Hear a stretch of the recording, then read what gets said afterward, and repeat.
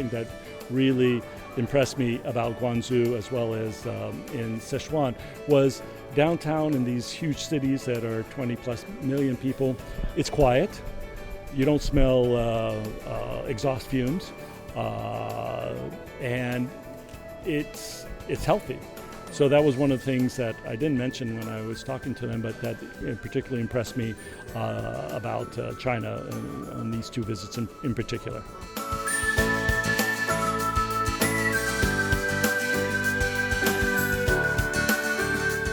And as one of my colleagues mentioned, is about the Alipay and that type of thing, where these little kiosks that are selling little candies and other things like that. It's a little tiny village area.